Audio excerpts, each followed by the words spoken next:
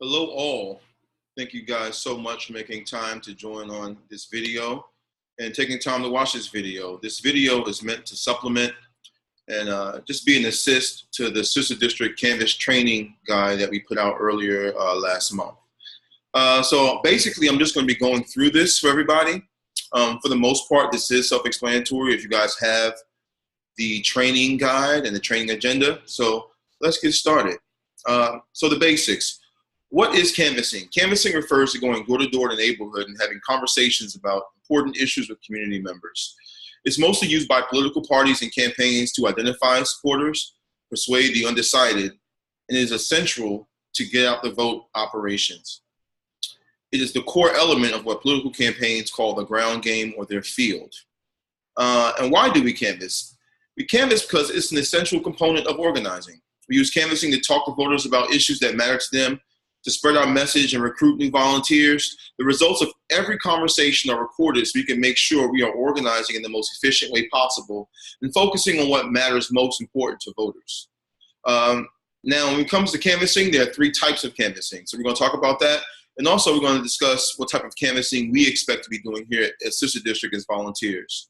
So the three types of canvassing are one, ID/petition canvassing, persuasion, and then GOTV.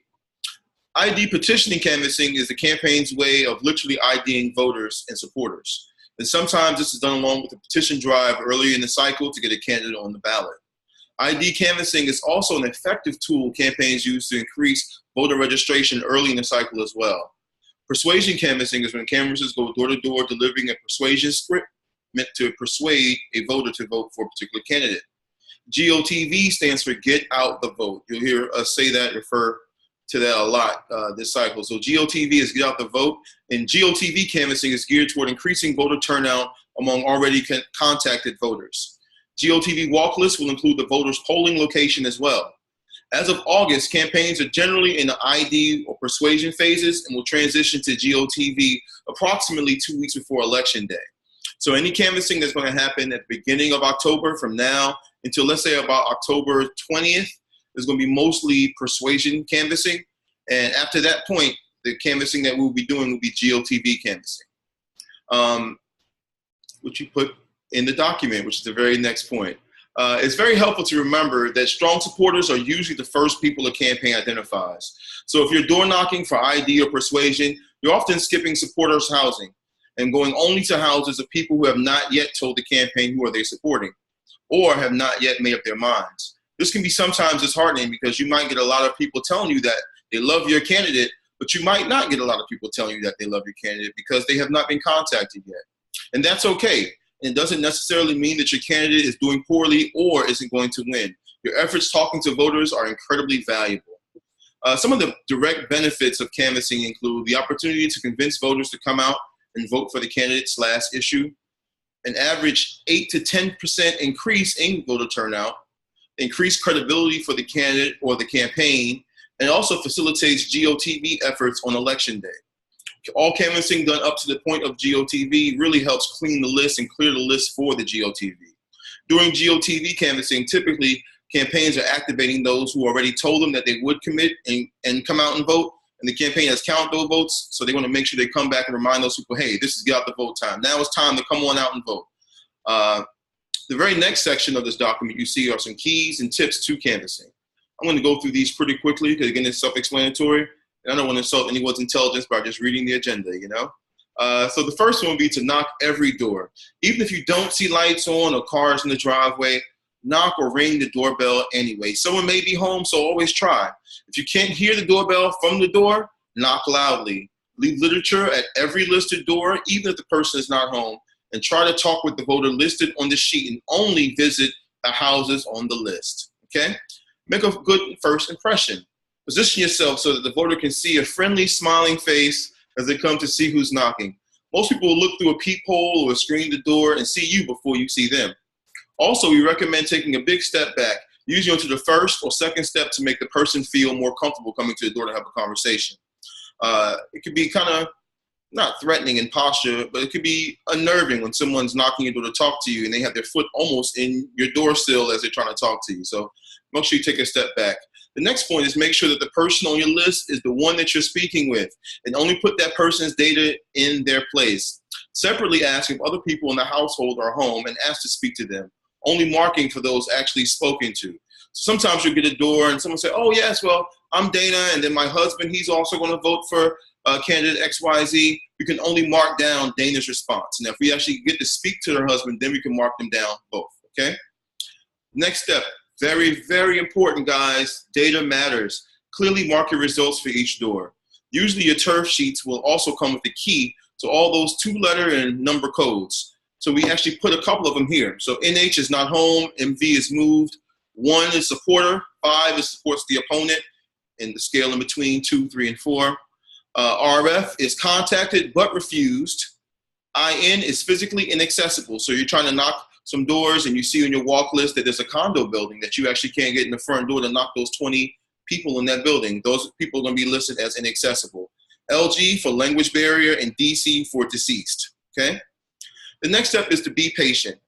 People usually take a lot longer to get to the door than you think, especially senior voters. After you ring the doorbell or knock, wait a good minute. You can listen to hear if someone is coming to the door, or sometimes you'll see the blinds move, or you see the pressure of the curtains change as someone approaches to see if you need to wait a little bit longer. I've done plenty of campaigns where, we've knocking doors. Now I've actually been with different candidates. We're knocking doors, and we see the person listed on the sheet is, 84 years old, 85 years old, for example. And someone will knock the door, give 30 seconds, and run to the next door. And what do you think happens? While they're at the next door talking to the next voter, of course, this senior citizen opens the door. Hello, who's here? It just took them an extra minute or two to get there. So always be mindful of that, okay? The next step is always use the right door. Some people don't use the door to their house that faces the street. If you don't see a mailbox in the front door or it seems unused, check for old newspapers or just hints that that door is not used. Look for a side door instead, and only approach it if you feel safe approaching that side door. Next step, manage your expectations. This is a very good key, okay? Whatever day it is, most of the people on your list are not going to be home. Another reason why it's important to volunteer. It may take 2 or 3 visits before someone from the campaign talks to that voter, but we have to keep trying to reach them, all right? No mailboxes. We cannot leave literature of any kind in the mailbox. It's illegal. If you have a flyer or a pamphlet to leave, close it in the storm door or the screen door of the home. Sometimes you can wedge it between the door handle and the door jab, or under an open lever style handle. Next, do not pretend to be an expert. Sometimes a voter will ask you questions about your candidate that you don't know how to answer. Mark the question down and have the campaign or candidate themselves get back to them. Thank you them for their interest in learning about your candidate.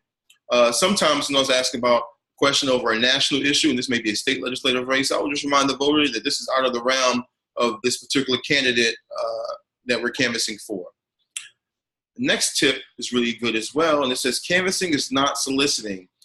You can still ring bells or knock doors with no soliciting signs. However, if a person asks you to not come onto their property or to leave it, politely comply. The next key is very important to us here at Sister District, and that is stay safe. We want to make sure all our volunteers are safe across the country when they're knocking doors this cycle. Do not go inside houses, even in a group. Don't knock on a door that you feel uneasy about. It's recommended that people canvass in pairs using the leapfrog technique. The leapfrog technique is where one canvasser is at one door and they do everything that they do at that door, they can see the next canvasser at the next door. So if I'm at 432 and someone's at 434, my next house is going to be 436. And we just leapfrog each other so we're always in each other's line of sight. The next one is really important, just to smile. When you talk to someone, remember to be kind to them and to thank them for their time and to wish them a nice day. Most of us rarely get kind treatment from strangers, so be the exception. Always be polite, even if you get a bad reception, and remember to thank the people for their time. You represent not only yourself and Sister District, but you represent the campaign to this particular voter. The next part of this document says how to plan a successful canvassing trip. So I broke this down to different sections, okay? The first section is before, which is the prep work. So first, you want to internally poll your team and get numbers for how many people are expected to make the trip on the date selected and nominate a canvas coordinator / point person. All right. You want to notify your national field directors, that's myself or Ben, that your team is willing to canvas with the link provided. And that's the canvas form. All right. Your national field director will put you in direct contact with the person from the campaign on the ground to help facilitate the canvas trip. You want to start to plan transportation and lodging in the district you're canvassing, and then have volunteers who are attending download the minivan app and be sure they have an action ID. Everyone who has phone bank already has one. This is your login from when you're actually doing the phone banking. Ensure volunteers attending are notified of the trip, set reminder emails, and make sure they know to dress comfortably and appropriate per the weather conditions for where you're traveling. The during part, okay? During the canvassing trip, you're going to meet the canvas coordinator at the meetup site. You're going to welcome all volunteers at the meetup location and encourage them to have fun and set expectations. Only about 30% of the doors will actually open. The coordinator will then disperse walk lists, campaign literature, and other materials. If you have minivan, tell the campaign coordinator. They will rejoice, and they will give you a list number to load into minivan instead of having a paper list. Minivan is really the way of the future and the way of now as far as campaigns. So instead of having a paper list at the end of the campaign shift that night, you'll have 2 or 3 interns in the campaign office literally with stacks of papers this high trying to enter everyone's responses. If you have minivan, you can actually load the same list number to the top of that list. And then when you get back to the campaign office, when you guys have finished campaigning and canvassing for the day, you can just literally hit the sync button and it will sync and go through, and the campaign will have your data instantly without having interns sweat until the midnight hour. All right? Review the script and role play with a partner. Have your volunteers take some time and read the script out loud and ask if anyone has any questions. Practice what you are going to say when you knock on the door. Let people know that it's all right to share their story in order to personalize the message, but that they should try to stick to the script. For the very first part of this, when we talked about the fact that once you let your national field director know and we connect you to the field coordinator on the ground, many times we'll have that field coordinator actually give you the script ahead of time so you guys actually have that before your trip, okay? Plan your route. Know where the starting point is and where the meetup location is for the end of the canvas shift, and plan your route efficiently and accordingly. Next step and last step for this section is hit the streets, canvassing with the campaign and its volunteers. The last part of this is the after, which is the tallies and debriefs. This is my favorite part of the document, all right? It says, at the end of the canvas, have everyone tally up the number of doors they knocked and the number that were successful contacts. Minivan will automatically update this number. For those with paper lists, a tally is fine. Remember to sync data for minivan users at the end of the canvas. Only do this when the campaign canvas coordinator tells you it's time to sync, all right? Don't forget to, in your debrief, to let people know about your next event or how they can get more involved and engaged in your local group. And the last part is really important. Celebrate. Make this a fun thing. If possible, organize a social gathering afterwards. Pizza/ice cream, and talk about your successes together. Remember, guys, you guys are not alone in this. If you have any questions, please feel free to reach out to myself, Chris at sisterdistrict.com, or Ben at sisterdistrict.com. And we look forward to seeing you guys out there in the canvas. Take care.